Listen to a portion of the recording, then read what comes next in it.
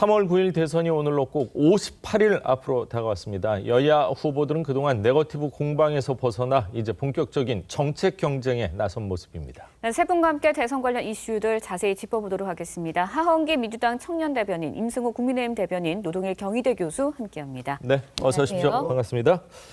윤석열 후보가요, 이 당 내홍 수습했는데요. 윤석열 후보 이야기 먼저 좀 해보도록 하겠습니다.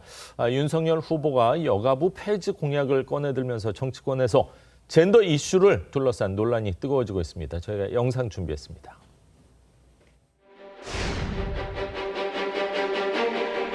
현재 입장은 여성가족부 폐지 방침이고 남녀 갈라치기 아니냐는 지적도 있는데 뭐든지 국가와 사회를 위해서 하는 일이라고 생각해 주시기 바랍니다. 윤석열 후보께서 지지율 반등을 노리고 청년들을 또 남성 여성으로 갈라치기 하는구나. 가뜩이나 어려운 청년들을 이렇게 성별로 갈라치기 해서 차별과 혐오를 조장하고 그 아주 극한적인 갈등적인 상황이 모두를 향해서 오죠. 성평등 문제 여전히 중요한 문제입니다. 그래서 그냥 여성이라지 말고 성평등 가족도 이걸 하고.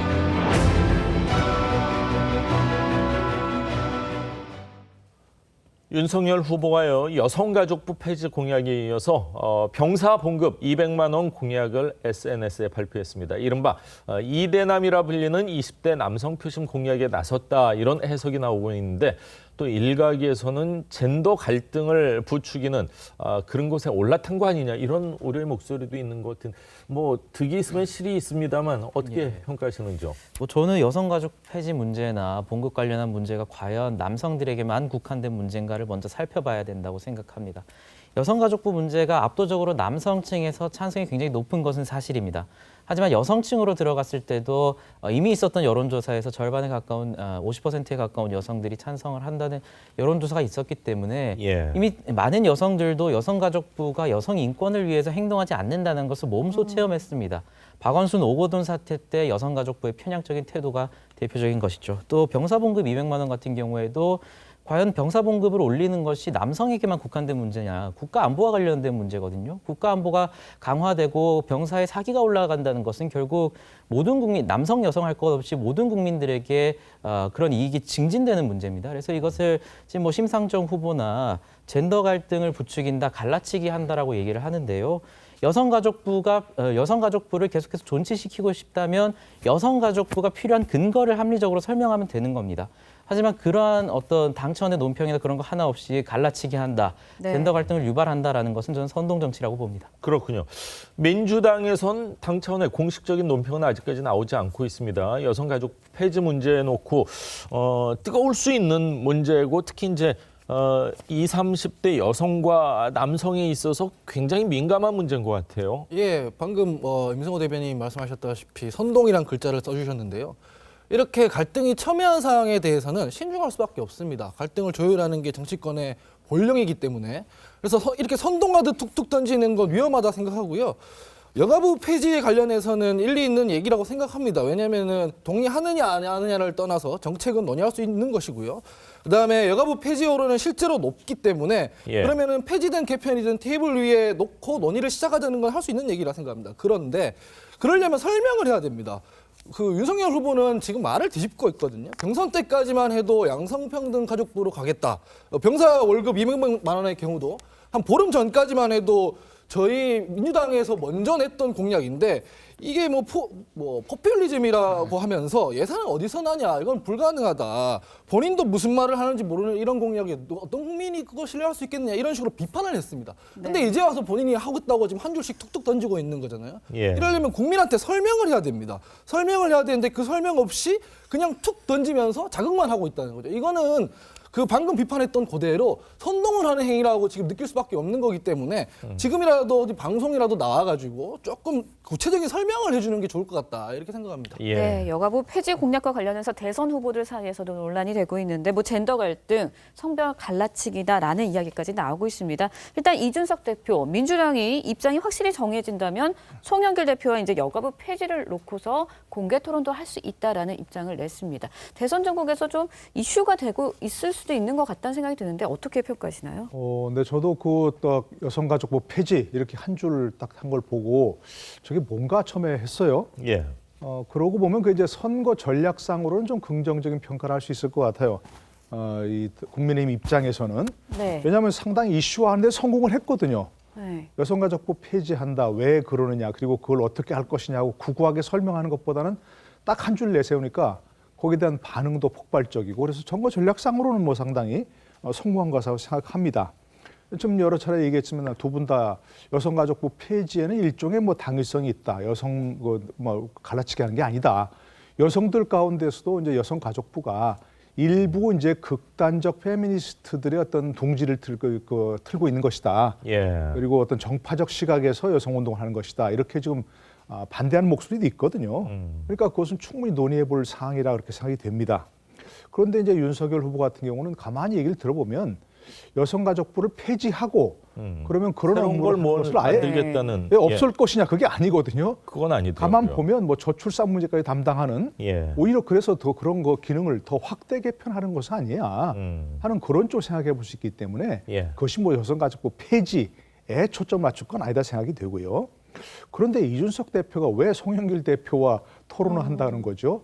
이런 문제가 있으면 후보들끼리 얘기를 해야죠. 맞습니다. 예. 공약으로 내세운 후보와 그걸 반대하는 후보 또는 뭐 그것을 찬성하지만 다른 방법을 하겠다 하는 후보들끼리 토론해야지 예. 왜 이준석 대표가 자꾸 나서려고 하는지 그건 좀 이해하기 어렵다. 그렇군요. 박원순 오거돈 시장 보궐선거 관련해서 보궐선거 비용이 800억이 넘는다 이런 얘기를 했을 예. 때 장관이 했던 얘기가 아직도 생생히 기억이 납니다. 국민 전체가 성인직 감수성에 대해 집단 학습할 기회다 이런 얘기를 해서 도저히 납득할 수 없는 이야기를 했기 때문에 여성가족부 폐지가 될지 확대 개편이 될지는 모르겠지만 자초한 측면도 분명히 있어 보입니다.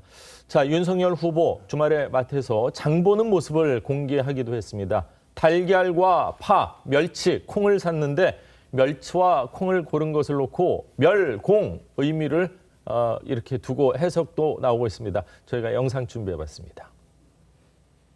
AI 윤석열입니다. 장보기에는 좀 진심인 편입니다. 오늘은 달걀파 멸치 콩을 샀습니다. 달파 멸콩 가족과 함께하는 좋은 주말 보내세요. 감사합니다. 특정 대형 마트를 다녀오신 게 최근에 신세계 정용진 부회장 관련해서 좀 연관성이 있는지.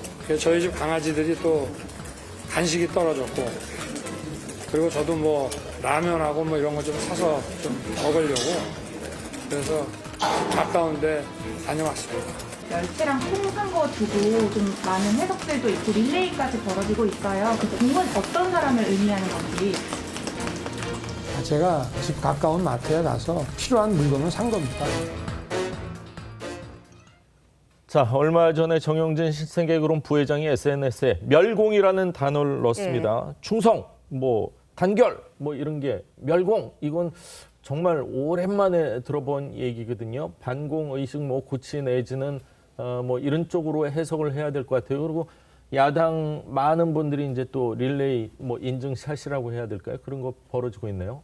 그러니까 이 문제를 뭐 멸공이라고 해석하는 것은 뭐 국민들께 자유롭게 해석에 맡겨야 된다. 다만 이 문제가 불거진 프로세스 과정을 한번 보면 됩니다. 처음에 네. 정용진 부회장이 멸공이라는 단어를 자신의 SNS 계정에 올렸고 이후에 조국 장관이 그것에 대해서 뭐 윤석열 수준이다, 뭐 칭찬인지 뭔지는 모르겠는데 윤석열 수준이다라고 얘기를 했고 또 이후에 뭐 일배놀이다 이런 식으로 얘기를 하면서 만약에 저런 것이 어떤 멸공을 의도하는 게 있었다면 기본적으로 정용진 회장의 개인적인 의견에 대해서 정치권 인사가 개입을 해서 탄압을 하려는 외압을 넣는 듯한 그런 행위에 대해서 응원하고 또 표현의 자유를 강조하는 그런 의미라고 봐드리시면 될 것 같습니다. 예. 네, 정용진 부회장을 지원 사격하는 모습 것처럼 보여지고 있습니다. 국민의힘 인사들이. 그렇다 보니까 이제 여권에서도 이를 비판하는 모습들이 계속 나오고 있는데 조국 전 장관이 트위터에서 글을 올리면서 이 상황을 비판하고 나섰어요. 조국 전 장관과 무관하게 대한민국은 표현의 자유가 보장되는 나라 아닙니까?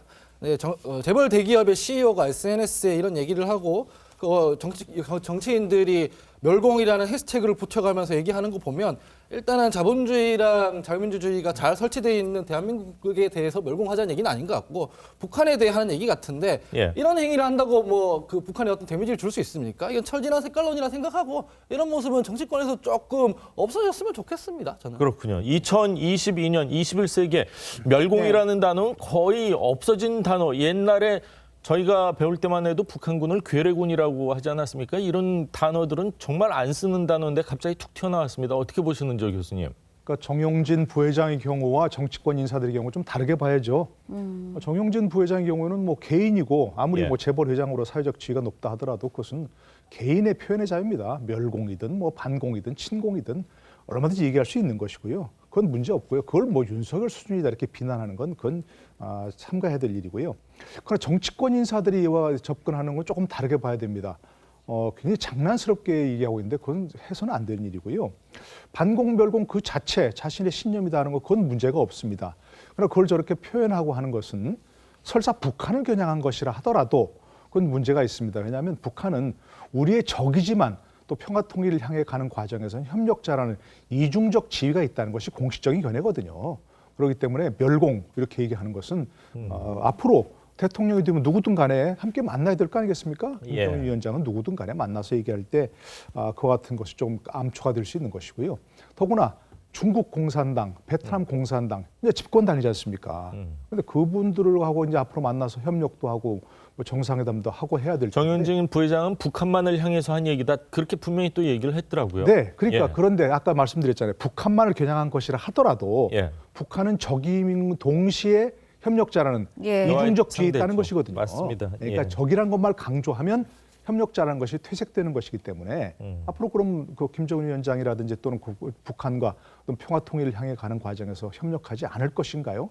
그러니까 정용진 부회장 개인으로 하는 얘기와 정치권 인사들 특히 책임 있는 그렇네요. 대통령이 되겠다는 이런 분들이 하는 것과는 차원이 다르다. 이거 분명히 말씀드리는 겁니다. 예. 네, 대선이 50일 앞으로 다가온 가운데 윤석열 후보 공약 발표에도 속도를 내고 있는 모습을 보이고 있습니다. 생활 밀착형 공약들을 잇따라 내놓고 있는데요. 영상으로 준비했습니다. 보고 이야기 이어가겠습니다.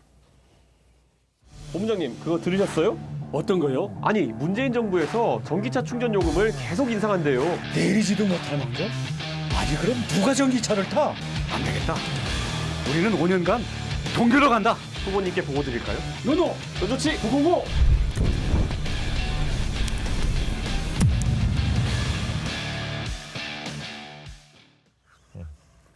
네, 보신 것처럼 SNS를 통해서 굉장히 많은 공약들이 내놓고 있습니다. 예전과는 달리 지역이나 뭐 거점 뭐 이런 걸 통해서 하는 그런 선거 운동은 아닌 것 같거든요. 맞습니다. 확실히 네, 변한 굉장히 것 같아요. 변화된 선거 운동을 펼치고 있는데 그렇다 보니까 뭐 경선 경쟁자였던 홍준표 의원, 유승민 전 의원 언제쯤 적극적으로 도울지도 굉장히 관심이 쏠리고 있습니다.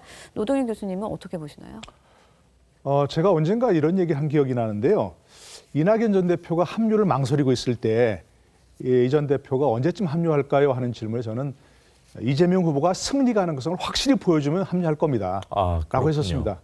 그러니까 지금 이낙연 전 대표가 합류하는 이유가 뭐겠습니까? 물론 이제 뭐 여러 가지 상황 변화도 있었겠지만 가장 큰 상황 변화는 이재명 후보의 승리 가능성이 보인다는 거 아니겠습니까? 예. 그건 마찬가지라 생각합니다. 윤석열 후보가 확실하게 승리 가능성을 보여주고 그 가운데서 본인도 참여해서 뭔가 보람이 있겠다든가 앞으로 어떤 윤석열 정부를 구성할 때 본인도 뭔가 거기에 참여할 수 있겠다든가 이런 전망을 보여줄 때 확실하게 합류할 가능성이 더 커진다고 생각합니다. 예. 현재로서는 그런 것도 좀 보이지 못하고 있고 더더구나 선대위를 해체했지 않습니까? 그런데 선대위에 어떤 합류할 수 있는 그 공식적인 어떤 보직이 있는 것도 없네요. 아니고 여러 가지 명분과 실리 이런 면에서 현재로서는 합류하기 어려운 그런 상황이 되겠죠. 네, 국민의힘 윤석열 후보 이야기 나눠봤고요. 이번에는 민주당 상황도 살펴보도록 하겠습니다. 예. 코로나 확진자와 접촉해 일정을 잠시 중단했었던 이재명 후보 음성 판정이 나오자마자 공식 활동을 재개했습니다. 손실보상 사각지대에 있는 소상공인들을 만났는데요. 그 영상 준비했습니다. 함께 보시죠.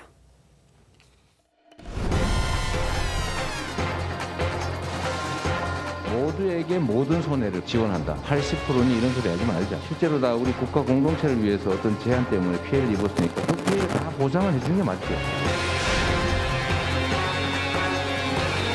정부의 들어오는 기재부 관료들의 이 책상머리 생각들 때문에 진척이 잘 안 되긴 하지만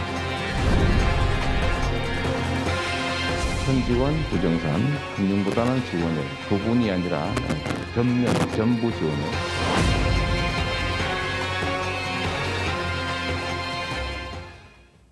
자, 이재명 후보 소상공인들에게 선지원 후보상을 약속하면서요.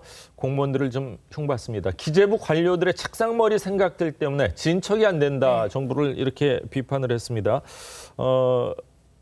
공무원들도 사실은 열심히 일을 하고 특히 이제 기재부 같은 경우는 장기적으로 대한민국 뭐 예산 내지는 부채 상황도 고려를 해야 될 텐데 책상머리 생각 때문에 그렇다. 진척이 안 된다. 대통령 후보의 말씀 어떻게 들으셨는지요? 저 손실보상 같은 경우에는 저도 대선 전부터 방송에 나와서 현 정부를 비판했습니다. 네. 정부에서 하는 일이라고 해서 다 동의해야 되는 그런 건 아니잖아요. 그래서 실제로 손실보상은 여야 국민들 할 것 없이 모두 중요하게 생각하는 사안이기 때문에 여기에 좀 집중하는 거고요. 그래서 현 정부와 모든 의견을 같이 한다 그러면은 그냥 현 정부를 개성하겠다 하면 될 일이지만 그런 건 아니기 때문에 고칠 것은 고치고 개성할 것은 개성하겠다는 차원에서 이재명 후보가 손실보상을 통해서 코로나 위기와 경제 위기를 극복하겠다 이런 의지를 밝혀주신 것으로 좀 받아들여 주시면 감사하겠습니다. 네, 이재명 후보 지하철을 타고 이동을 하면서 시민들과 가까이서 소통하기도 했는데요. 계속해서 영상 보시겠습니다.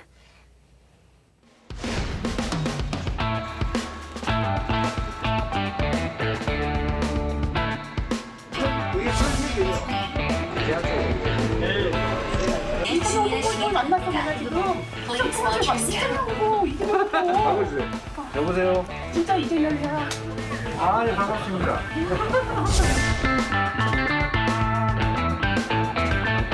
새해 복 많이 받으세요. 행복하세요. 반갑습니다.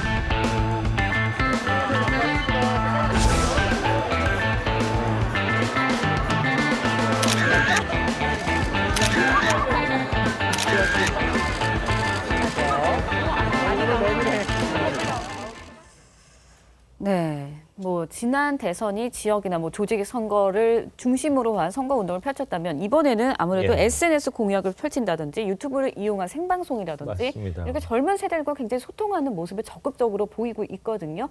이재명 후보의 선거 전략 어떻게 평가하시나요? 저희 후보도 마찬가지로 최근에 지하철 인사와 지옥철 출근길을 경험을 하면서 이재명 후보도 같이 발맞춰 가는 것 자체는 저는 긍정적으로 평가하고 싶습니다. 어찌됐든 시민들과의 접촉을 늘리고 직접적인 목소리를 소통한다는 측면에서는 굉장히 긍정적인 평가를 하고 싶고요. 다만 뭐 저희 후보 같은 경우에는 이제 출근길 인사와 지옥철 출근 이후에 연계된 메시지를 내놨죠. GTX 확대와 같은 직접적으로 자신이 경험한 행동에서 그치는 것이 아니라 그것을 어떻게 해결하겠다라는 전략을 공식적으로 GTX 확대라는 정책을 통해서 보여주고 있기 때문에 이재명 후보도 자신이 이런 시민들과의 접촉을 늘린 후에 그것으로부터 어떤 경험을 했고 어떻게 정책적으로 그것을 해결할지에 대한 메시지도 나오면 좋을 것 같습니다. 그렇군요. 어르신들 같은 경우는 사실 이제 SNS나 이런 거에 좀 소외됐기 때문에 어르신들 입장에서는 또 조금은 아쉬운 부분은 있을 것 같습니다. 여야 후보 막론하고 말이죠. 이재명 후보 부동산 대책과 관련해서 민간에서 분양가 상한제 전면 도입하고요. 분양 원가 공개 확대하겠다 이렇게 얘기를 했습니다. 하지만 또 이제 산업계나 경영계에서는 그럼 자동차 원가도 공개하고 휴대전화 원가도 공개하고 다 공개해야 되는 거 아니냐 이런 얘기도 하고 일부에서는 대장동 몇몇 사람이 수천억 원을 갖게 된 그 부분조차도 잘 못했는데 갑자기 또 부동산 원가를 공개하겠다. 납득이 안 된다 이런 비판도 있는데 어떻게 들으셨는지요? 일단 어르신 얘기부터 잠깐 하면은요.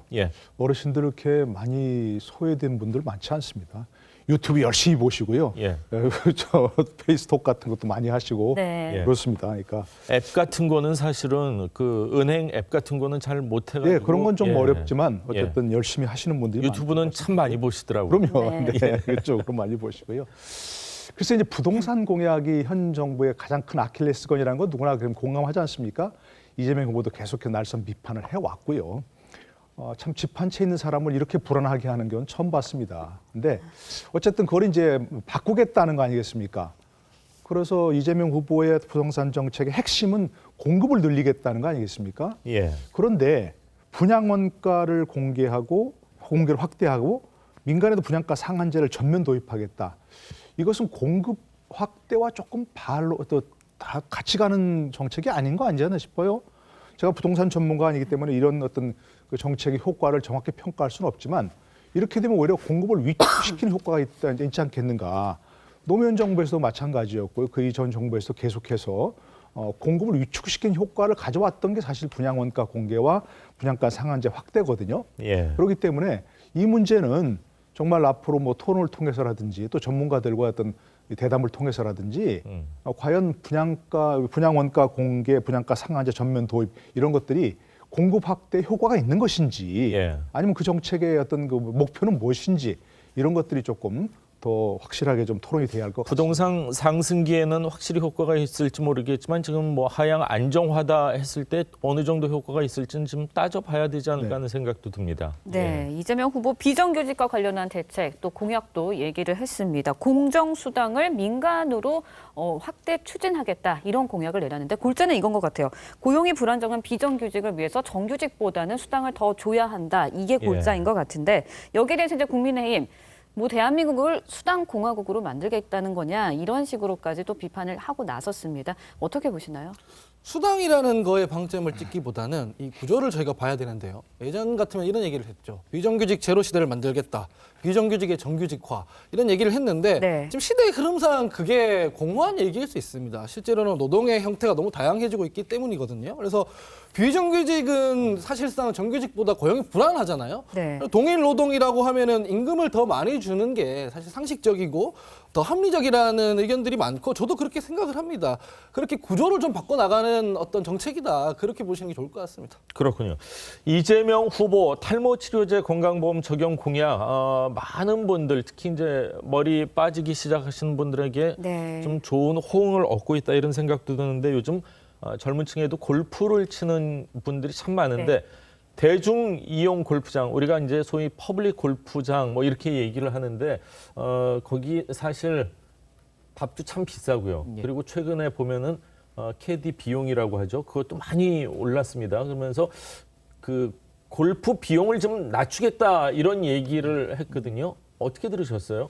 이렇게 마음에 좀 탁탁 와닿는 공약들이 좀 있거든요. 이재명 후보가 내놓는 공약 가운데는요. 그러니까 국민들이 실제로 생활에서 겪는 문제들을 건드려 준다는 점에서는 평가를 하고 싶지만 과연 현실성이 있냐를 따져봐야 될 것 같습니다. 탈모 공약 같은 경우에도 저희 당의 하태경 의원이 먼저 탈모 관련해서 이런 급여가 가능한지를 검토해 보다가 국회 차원에서 급여화는 불가능하다라는 답변을 받고 카피약 인하에 대해서 고민을 하고 있는 상황이었거든요. 결국 또 이 탈모 같은 경우에도 뭐 그것을 질병으로 볼지 아니면 미용으로 볼지에는 사회적인 논쟁이 있으나 지금 건강보험 누적기금이 2년 뒤면 본격적으로 고갈이 된다라고 하는 상황에서 건강보험 중에는 현재 지금 생명과 직결된 암과 관련된 것도 지금 보험을 적용받지 못하는 상황에서 탈모가 우선순위가 될 필요가 있느냐에 대한 비판은 충분히 받아들여야 될 것 같고요. 또 골프장 가격 인하나 뭐 최근에 어떤 육아휴직 강제 취지의 발언 그런 것들이 상당히 좀 위험할 수 있다. 개인의 기업이나 개인이 운영하는 가게에 어떤 형식으로 정부가 개입할 것인지 그것이 현실적으로 가능한 것인지 또 정당한 것인지에 대한 충분한 고민이 필요하다고 생각합니다. 네, 이런 가운데 민주당 선대위에서 실시간 소통 플랫폼에서는 이제 상담사가 여성 이용자에게 외모를 평가하는 답변을 해서 논란이 되기도 했습니다. 민주당에서는 일단은 이 해당 상담사를 해촉하기로 했어요. 그러니까 그 자체가 있어서는 안 되는 일이죠. 요즘 여성에게 함부로 그냥 예쁘다 이렇게 얘기하는 건 성희롱될 수 있는 잘못하면 예. 자칫하면 그 상황에 따라서 성희롱될 수도 있는 그런 부분이고 특히 모르는 사람이 그 여성에게 예쁘시려면 그 상대 여성은 굉장히 소름 끼쳐할 수 있는 그런 일 아니겠습니까? 있어서는 안 되는 일이고 더더구나 이게 지금 그 민주당 그 소통 플랫폼 아니겠습니까? 네. 거기에서 이런 얘기를 했다는 것도 문제가 있고 또 이게 질문이 이런 거 있지 않습니까? 이재명이 대장동 몸통인가요? 라고 물어봤는데 그에 대한 답변을 하지 않고 이렇게 엉뚱한 얘기를 했거든요. 그러면 결국 민감한 질문에는 이렇게 슬슬 피해가는 것인가 하는 것이 실시간 소통 플랫폼의 개설 목적에도 바람직하지 않은 그런 일이라고 해서 다시 한번 이건 분명하게 좀 민주당에서 다잡아야 될 문제가 아닌가 싶습니다. 예, 계속해서 다른 후보 좀 알아볼 텐데요. 지지율이 꿈틀꿈틀하고 있습니다. 안철수 국민의당 후보 주말 동안 충청 민심 탐방에 나섰는데 일부 여론조사에 따르면 10%를 이제 넘어서 15%를 돌파한 것으로 몇몇 후보의 여론조사에 나오고 있습니다. 3강 구도가 만들어진다면은 민주당 입장에서는 사실 반길 수도 있는데 그러다 보면 이제 야권 단일화 문제가 또 나올 것 같으니까 좋아할 수만은 없을 것 같은데 어떻습니까? 일단 기본적으로는요. 안철수 후보의 지지율 상승의 선행 지표를 보면 저희 당까지 포함한 양당의 비호감이 강해지면서 생긴 측면이 있거든요. 이런 부분에서는 이 지지율 상승에 대해서 저희 당은 반성적으로 생각을 해야 될 것 같고 지금 당장 단일화 같은 정치공학적 논의보다는 일단 우리가 먼저 신뢰받기 위한 노력을 해야 된다. 그렇게 좀 조심스럽게 생각하고 있는 입장입니다. 네, 이번에는 정의당 심상정 후보 이야기도 해보도록 하겠습니다. 어제 이제 심상정 후보 동물보호센터를 방문하고 동물복지 공약을 발표를 했습니다. 반려동물 건강보험 도입, 또 대규모 번식장 단계적 폐지 등이 골자로 되는 그런 공약을 내놨는데 반려동물 인구가 1,500만 명으로 추산이 되고 되게 있습니다. 많군요. 표심을 공략하는데 좀 효과가 있을까요? 어떻습니까? 저는 충분히 반려동물과 관련한 문제는 대선 후보들이 말할 필요가 있다. 최근에 윤석열 후보 같은 경우에도 반려동물 쉼터 확대에 대한 공약을 내놨거든요. 그래서 우리 사회가 진일보하기 위해서는 이제 반려동물 관련 공약이나 그것과 관련된 전반적인 동물권에 대한 검토도 충분히 논의해야 된다. 대선 후보가 되었다면. 그렇기 때문에 저는 비록 상대당의 후보의 공약이긴 하지만 그 공약이 정당하고 현실 가능성이 있냐를 떠나서 이런 사회적인 문제를 대선 후보들이 얘기한다라는 것 자체가 굉장히 긍정적인 일이라고 생각합니다. 그렇군요. 4명의 대통령 후보에 대해서 알아봤는데 이제 정책 공약이 본격적으로 시작됐다. 저희가 자세하게 계속해서 알려드리도록 하겠습니다. 자, 다음 내용은요. 오랜만에 들어보는 단어실 겁니다. 대장동 상황 좀 알아보겠습니다. 오늘 대장동 개발 특혜 의혹에 대한 첫 번째 공판이 시작되는 날입니다. 의혹과 관련해서 주요 인물들이 모두 법정의 모습을 드러낼 예정인데 배임죄 성립 여부가 주요 쟁점이 될 것 같습니다. 자, 배임죄 그러면 사업하는 분들한테 여쭤보면은 코에 걸면 코걸이, 귀에 걸면 귀걸이인 경우가 있다. 물론 사업하시는 분들 얘기겠지만 이거를 밝혀내기가 쉬울 수도 있지만 참 어렵다는 얘기도 될 것 같아요. 네, 이 부분은 이제 뭐 기업 경영하던 분들은 아니니까요. 네. 조금 다른 차원일 수 있는 문제고요. 배임죄가 이제 여러 가지 뭐 문제가 되긴 하는데 제일 중요한 게 이제 과연 고의가 있었느냐 하는 부분이거든요. 고의로 제3자에게 제3상 이익을 취득하게 해서 회사 등에 손해를 끼친 그런 것이거든요. 근데 이제 문제가 뭐냐면 핵심 쟁점이 뭐냐면 고의성도 입증도 물론 있지만 현재 그 검찰이 보기에는 이 배임의 대상이 누구였냐가 중요한 것이거든요. 원래 우리가 알기로는 성남시에 손해를 끼친 거라고 하지 않습니까? 그런데 검찰은 지금 성남도시개발공사에 손해를 끼쳤다고 지금 얘기하고 있거든요. 그러니까 당시 성남시에 손해를 끼쳤다고 얘기하면 결국 성남시장이었던 이재명 후보까지 지금 문제가 되기 때문에 성남도시개발공사로 국한화하는 것 같습니다. 사실은 그게 좀 문제거든요. 그러니까 오늘 이제 재판을 보면 알겠지만 과연 이것이 배임죄 대상이 배임의 대상이 성남시여야 되냐 아니면 성남도시개발공사였냐 이것도 큰 쟁점이 될 걸로 이렇게 보여집니다. 그렇군요. 성남시와 성남도시개발공사의 배임 범위가 어디까지 이제 확대되느냐 이렇게 말씀을 해주셨는데 고의성을 입증한다는 게 쉽지만은 않을 수 있다. 그리고 저희가 이제 언론 보도를 통해서 정회계사의 녹취록이 좀 많이 조각조각 나왔습니다. 검찰이 이거 말고 추가적으로 어떤 증거들을 확보하지 않으면은 검찰에게 그리 유리하지만은 않을 수도 있다 이런 얘기들이 나오고 있는데 교수님 견해는 어떻습니까? 네, 분명히 맞는 말씀입니다. 왜냐하면 결국 이게 정모 회계사의 녹취록이 현재 검찰 수사의 가장 중요한 단서고 증거였던 거 아니겠습니까? 그런데 그걸 전체 원본을 들어보면 지금 현재 기사가 나온 언론 기사에 나온 것과 조금 다르다는 거 아니겠습니까? 예. 그러니까 정모 회계사가 검찰에 제출할 때 원본 전체를 제출한 게 아니고 그것을 일부 편집한 걸 제출했다는 것이거든요. 편집본을. 그렇기 때문에 검찰이 그것을 과연 증거 능력이 있는 것이라고 이제 그 법원이 제출해서 법원이 증거 능력을 인정할 수 있느냐 하는 그런 부분도 참 문제가 될 수 있고요. 그리고 또 뭐 설사 증거 능력 인정하더라도 거기에 나온 사람들이 담긴 내용들이 그거 녹음하는 줄 알고 거짓말로 그랬어.